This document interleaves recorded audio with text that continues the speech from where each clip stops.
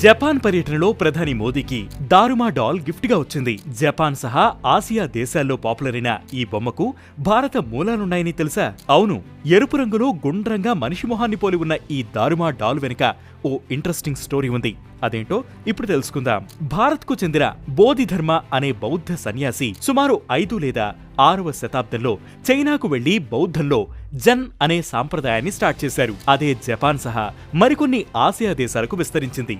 జపాన్లో బోధిధర్మకు ఎంతో ఆదరణ ఉంది. అందుకే ఆయనకు గుర్తుగా జపాన్లోని టకాసాకిలో 17వ శతాబ్దంలో తొలిసారిగా ఈ బొమ్మను తయారు చేయడం మొదలుపెట్టారు. 1667లో షొరీజన్ డొరుమాన్జీ టెంపుల్ ను అప్పటి జెన్ మాస్టర్ షీనిస్టు స్థాపించారు. ఈ క్రమంలో న్యూ ఇయర్ సెలబ్రేషన్స్ లో లక్కీ చామ్ గా అందరికీ ఈ దారుమా బొమ్మను గిఫ్ట్ ఇచ్చే సంస్కృతి స్టార్ట్ అయింది. ఇక ఆ తర్వాత కాలంలో మీసెల్స్, స్మాల్ పాక్స్ వంటి మహమ్మారుల బారిన పడి ఎందరో ప్రాణాలు కోల్పోగా వారికి గుర్తుగా ఈ బొమ్మలపై ఎరుపు అద్దడం మొదలుపెట్టినట్టు పలువురు చరిత్రకారులు చెబుతున్నారు. కానీ ఆ తర్వాత కాలంలో ఈ బొమ్మ మళ్లీ శుభసూచకంగా ప్రాచుర్యం పొందింది. ఈ బొమ్మకు కాళ్లు, చేతులు సహా కనురెప్పలు లేకపోవడం వెనక కూడా ఓ కారణం ఉంది. బోధిధర్మ స్ఫూర్తిగా ఈ బొమ్మను తయారు చేసిన విషయం తెలిసిందే. సన్యాసి అయిన బోధిధర్మ కఠోరమైన ధ్యానం చేసేవారట.